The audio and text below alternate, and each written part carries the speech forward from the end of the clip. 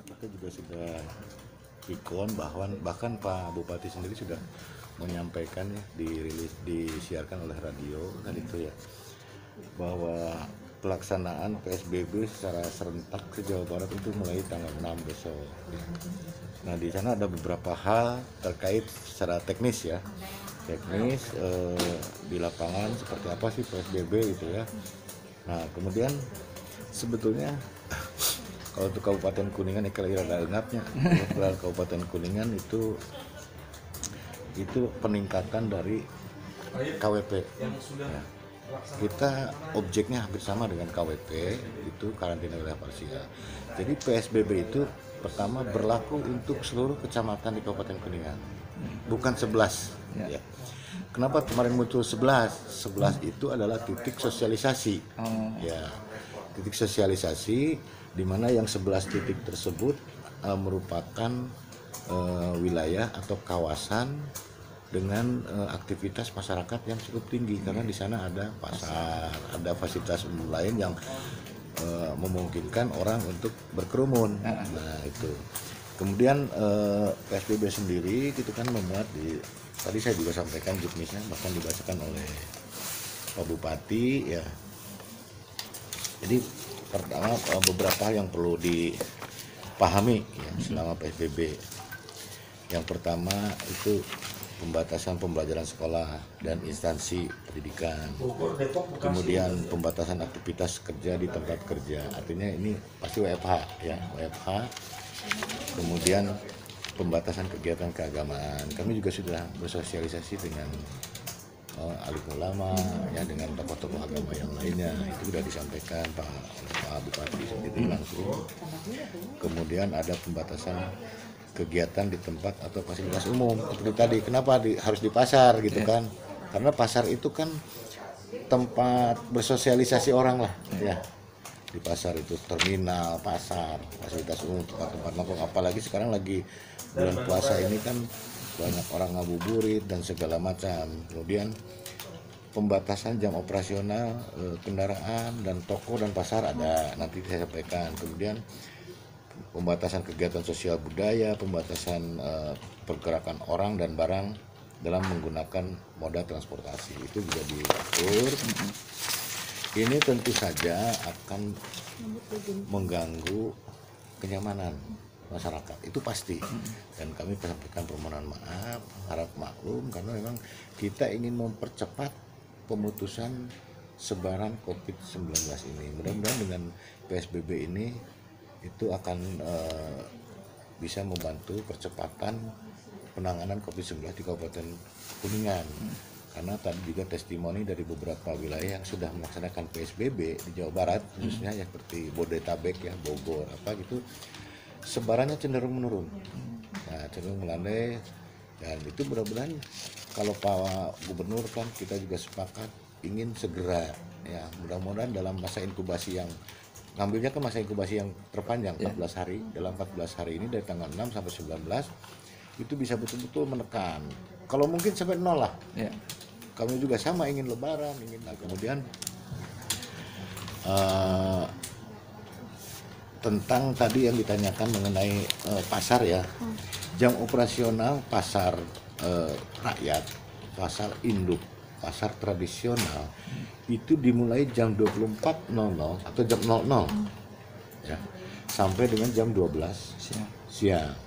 Dimana di sana kan ada keluar waktu untuk bongkar muat, kalau malam segala macam kan, itu siangnya beraktivitas sampai jam 12. Setelah itu berhenti di pasar, itu tutup, tidak boleh ada aktivitas. Nah kemudian yang kedua, jam pelayanan dari toko modern ya, toko modern, supermarket atau toko-toko yang lainnya, termasuk kaki lima di sana kan. Itu dimulai jam 8 pagi sampai dengan jam 16 sore sampai jam 4. Jadi tetap kami memberi peluang, tidak full harus berhenti.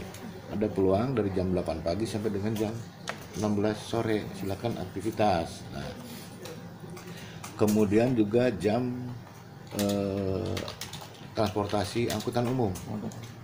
Nah, angkutan umum itu termasuk delman ya di sini. Itu jam 6 pagi sampai jam 16 sore. Ya, jam 4 ya gitu. Jadi itu boleh. Hanya untuk angkutan pribadi itu masih mengikuti yang KWP kemarin. Ya gitu. Boleh dipersilahkan, hanya ada aturan-aturan juga. Pembatasan. Misalkan dalam mobil yang tempat duduknya 2 baris ya, itu isinya hanya 3 orang. Nah, seperti itu.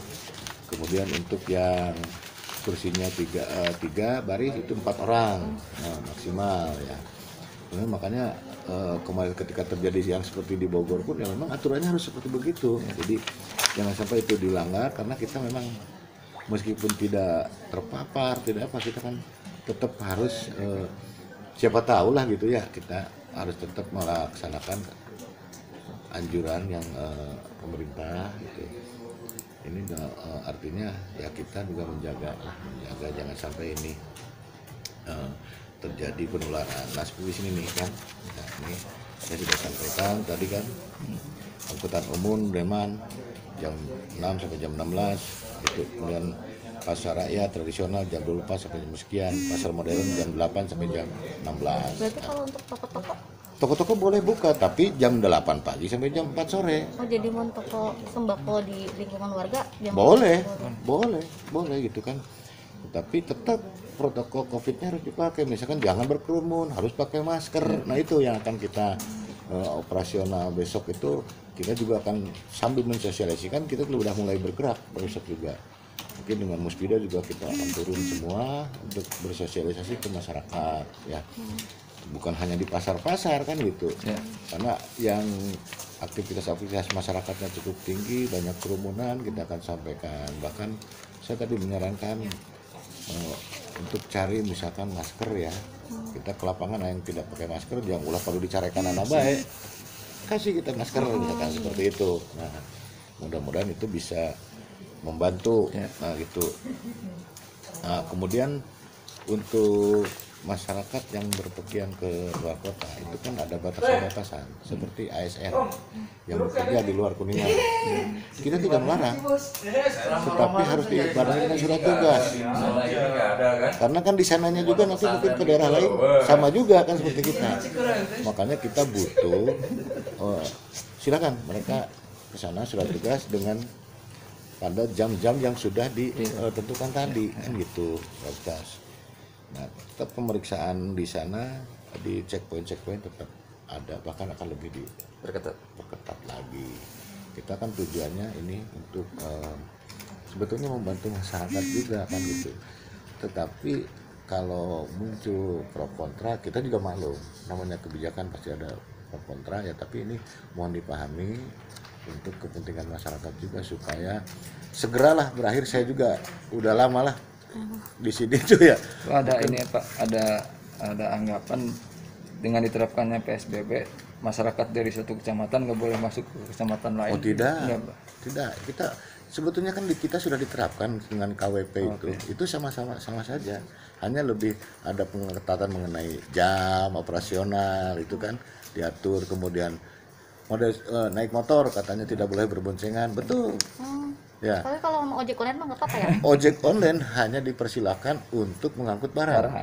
Nah, tetapi kalau untuk motor pribadi, roda 2 pribadi boleh berboncengan, tetapi alamat KTP-nya harus sama. Nah, gitu, karena kita dengan satu sama lain kan kita tidak tahu ini siapa, karena kan ada OTG, ada segala macam ya, itu yang kita khawatirkan.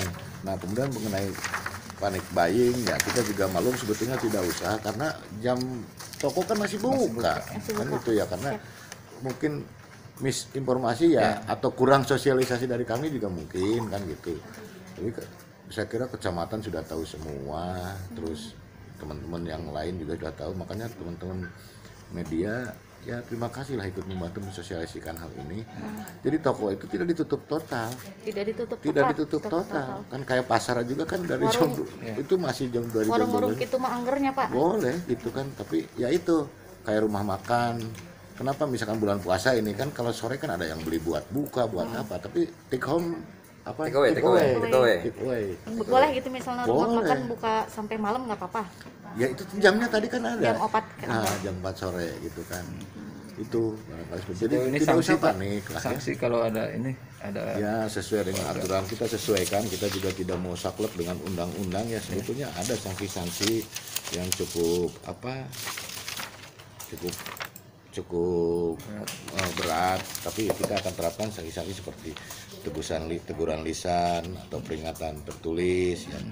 Kemudian untuk pengaman barang dan atau alat yang berpotensi menimbulkan pelanggaran dan diamankan, kemudian pembubaran dan atau penghentian sementara kegiatan kalau ada yang aktivitas kan kita bubarkan, kemudian pembekuan izin dan atau pencabutan izin kalau memang tetap melanggar kan seperti itu.